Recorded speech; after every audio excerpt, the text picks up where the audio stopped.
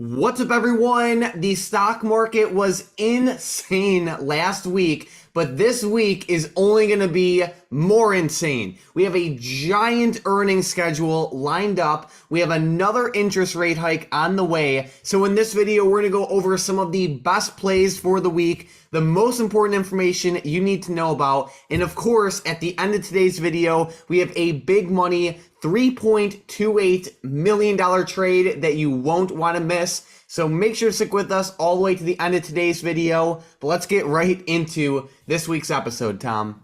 Yeah, it's going to be awesome, Mike. We have a lot of big things on the radar. Like you said, one of the biggest things this week is going to be earnings, of course, and then we do have the interest rate decision on Wednesday there. But let's get into what happened on Friday really quick, like a quick recap. So Tesla exploded to the upside on Friday, pretty much carried the whole market up with it. It ended up moving up 11% for such a big stock like them, up to $180, which is a huge resistance there. But Mike, Tesla actually had the best week in over a decade. So I could not believe that I heard this, but Tesla was up over, well, I should say this, they fell over 40% over the past 6 months, and then they popped up 33% this past week for their best weekly performance since May 2013.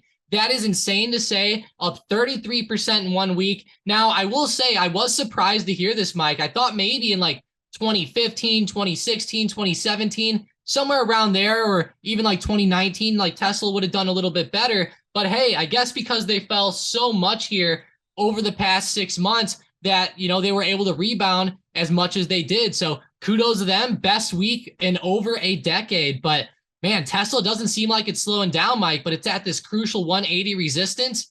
I'm curious to see what it does this week because it was so explosive last week. Yeah, we're seeing just a ton of stocks where it's like they fell, you could say 40% over the past 6 months, or you'll get some of these other stocks that are down like 90% from their highs, and it's like at the same time, a lot of those same stocks that are, that fell 90% from their highs are seeing giant returns over the past couple of weeks. Like Tesla is up, like we were just saying, over 30%, which is insane. And if we go back to the heat map for a second and we go to the year-to-date setting, we can see some of these stocks just from 2023 are up, Tesla, in Tesla's case, 50%.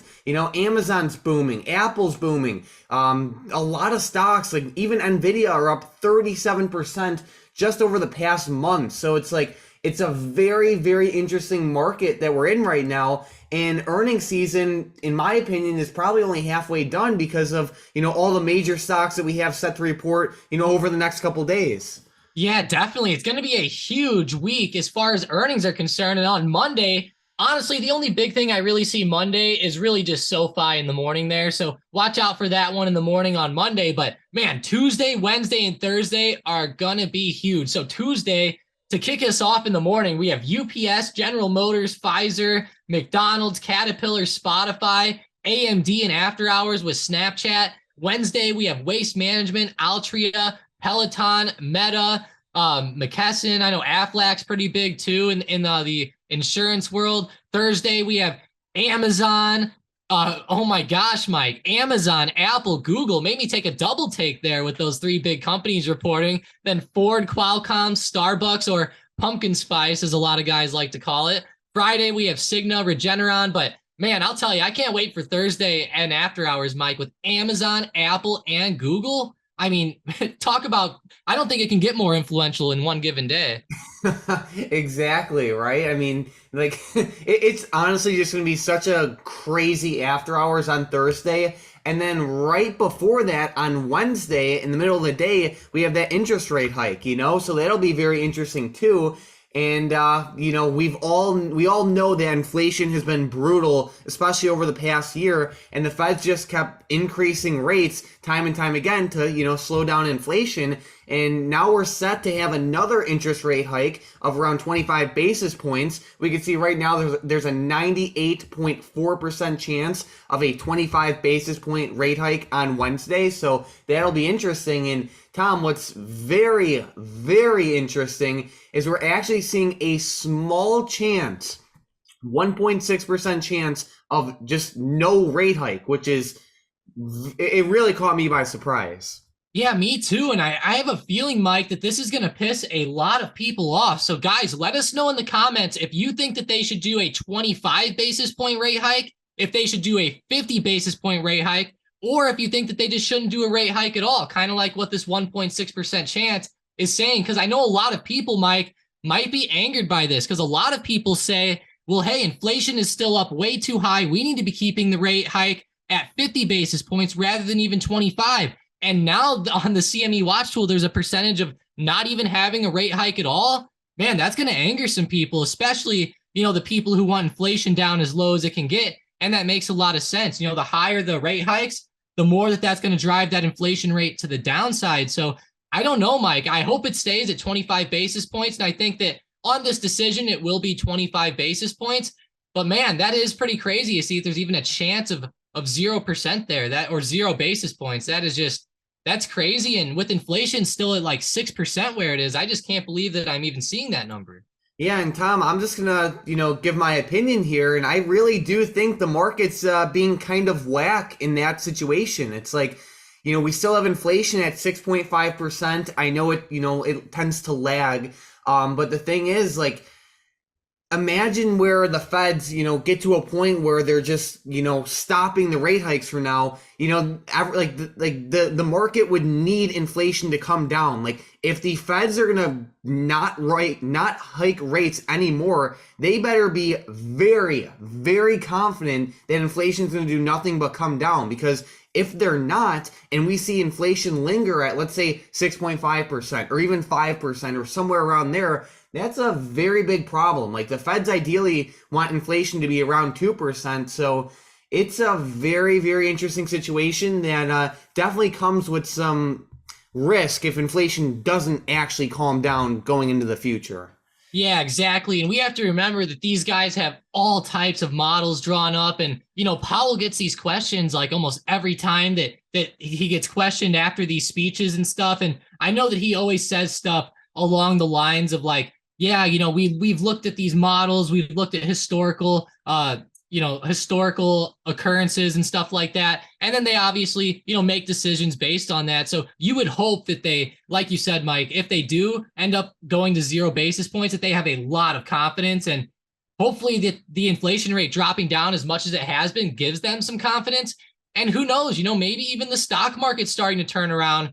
Will even play a role in this a little bit, because I know stocks are still flying up, and a lot of people also are still looking at crude oil and stuff like that starting to move back up as far as inflation. And they're like, man, like crude's still pretty high up here around $80, So I don't know. I feel like, Mike, we're in a crazy spot here, and the economy is just like, or the market is like just right on the brink here. Like, we're still right around that 400 to 410 resistance. We're just breaking out above that trend line. And I'm really hoping that, this rate hike can help keep pushing us up. But if the market digests this in the wrong way, it could end up being negative. And if they bring the rate hikes too low, the market might digest that bad, like we were talking about.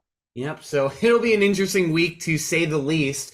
But Tom, I want to get into some setups for the week, especially given the awesome movement that we saw last week.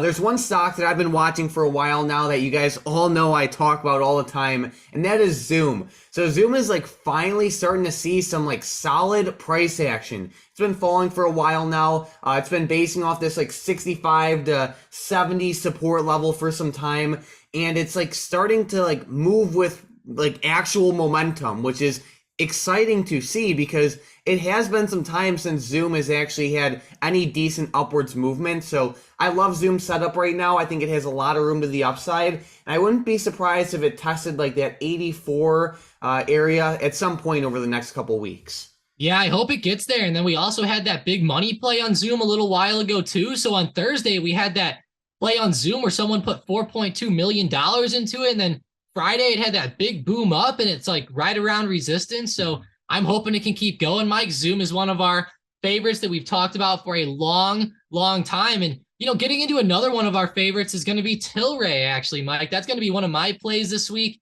I feel like Tilray could end up doing a little bit better than most stocks. I like the support bounce at $3. And what I like is that it's also not up too much in the short term. It's just now starting to move up a little bit. And if we can really get above this big resistance around like $3.40, I think we could see a much more significant uptrend here. So I'll be watching it off this $3 support. I think it should be pretty good. And I hope that these marijuana stocks start to get some more hype with them in general over the next couple months.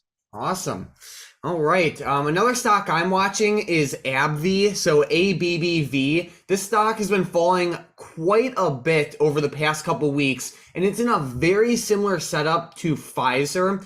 Basically, both of these stocks have been dropping really, really quickly, and in these situations, I really like to play like buy the dip type setups, but I still think we're just a little bit too early with these two stocks. Pfizer also reports earnings this week, but you know, these setups go hand in hand, AbbVie and Pfizer, in terms of like their short-term movement. So I am watching both of them very closely. Ideally, I'd like to see them fall a little bit more, and ideally try and buy the dip on them, maybe on like Wednesday or Thursday or somewhere in the mid or, you know, end of the week, for like a little short-term bounce back up. But we'll just keep talking about this setup as the week goes on, and you know, if the setup's good, I'll definitely highlight it more.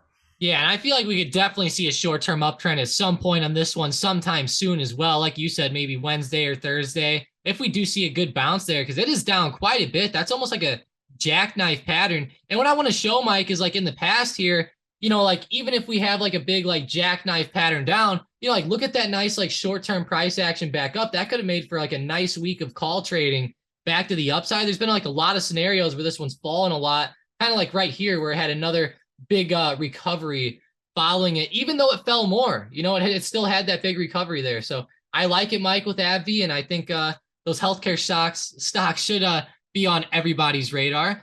Target is going to be my next stock.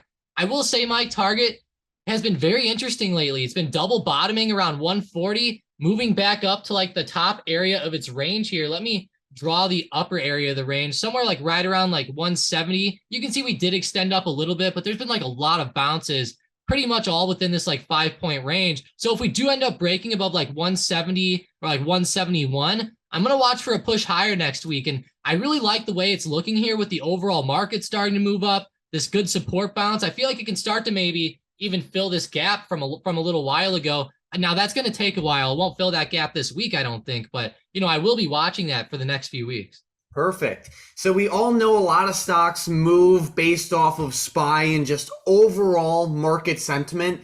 Tom, right now on SPY, we're above that crucial $400 level. What else are you seeing going into this week in terms of support and resistance, and any other analysis that you're seeing right now on SPY?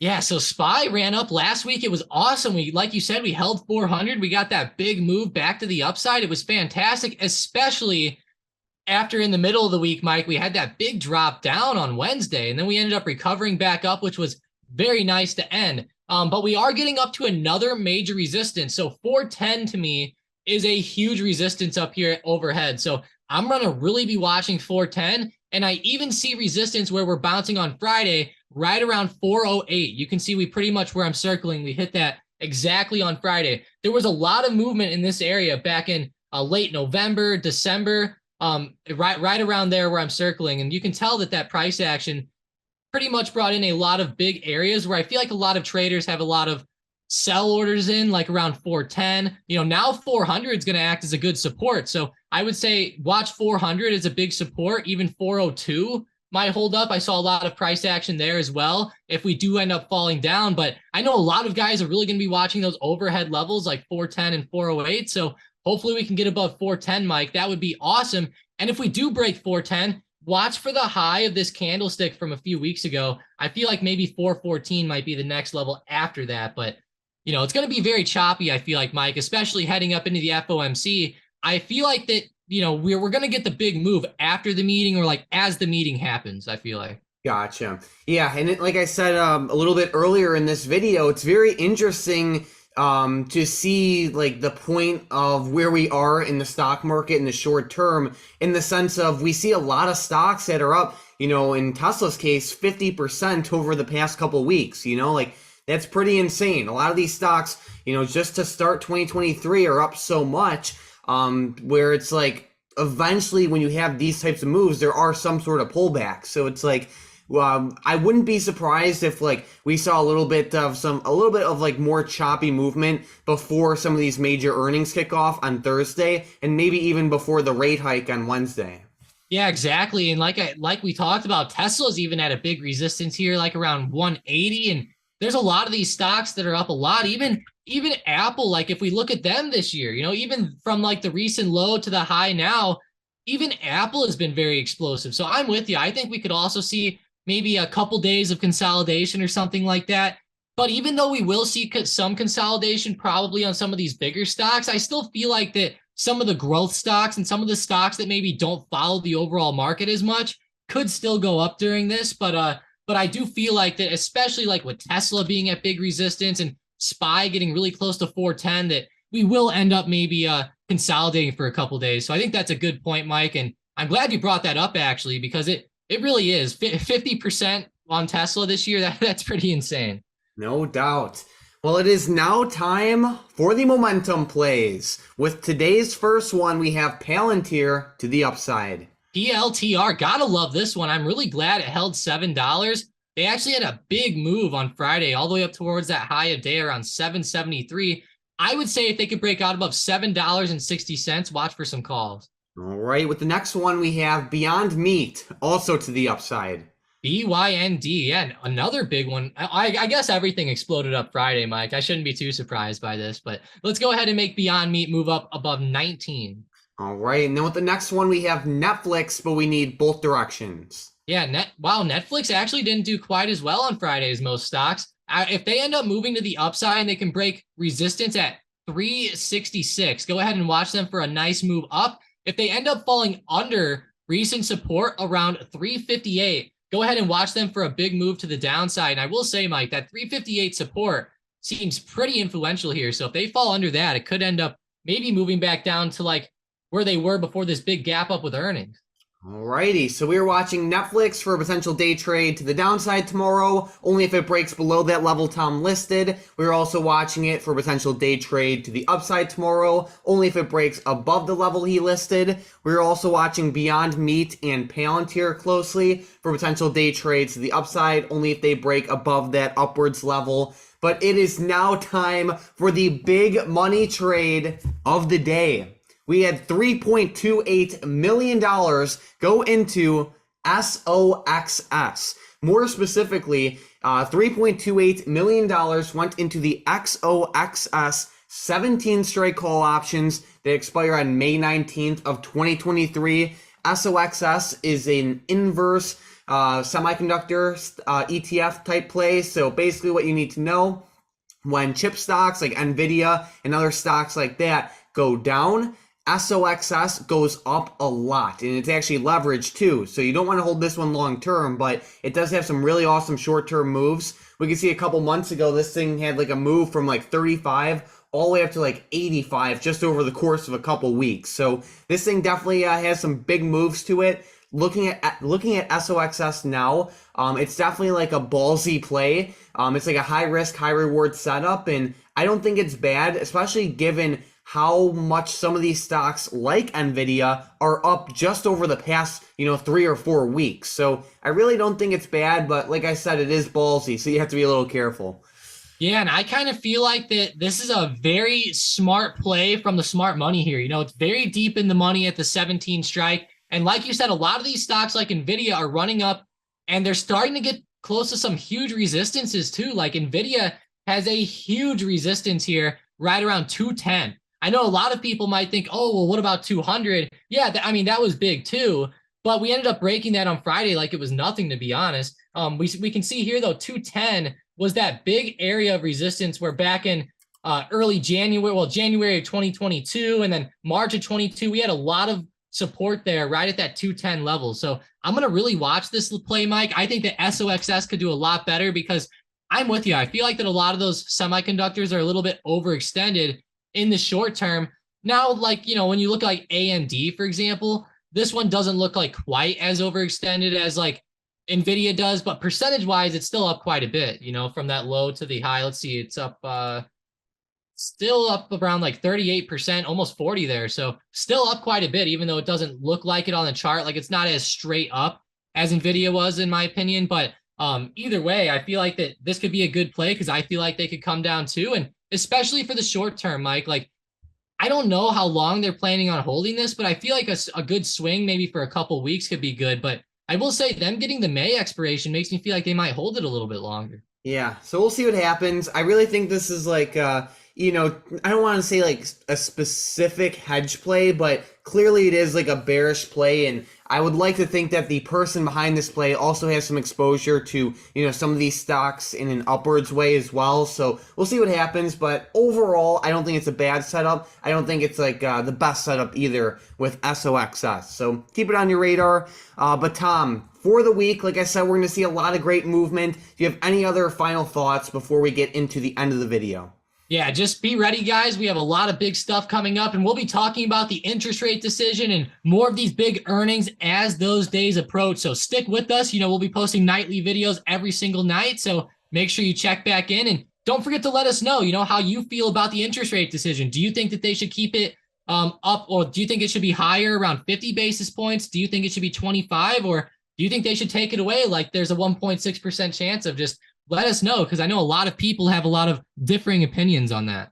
Yeah. And also, if you guys are into short-term trading, definitely check out the first link in the description in the comments down below. Our bots have been crushing it. So on Friday, we had a GM call play that just exploded by 66% or 65.71%, all within the same day. And honestly, that looks like nothing when you look at the Tesla play from Friday. On Friday, our sniper bot called out Tesla call options at $191, and these things just exploded all the way up to like $850, and it was like a 350% pop all within the same day. So if you want direct access to sniper bot and hybrid bot, and a bunch of other awesome features like swing trades, unusual options activity, and a bunch of other great things that we're not even mentioning in the video right now, check out that first link in the description and the comments down below. There's no better program for short-term trading, and we even have a lot of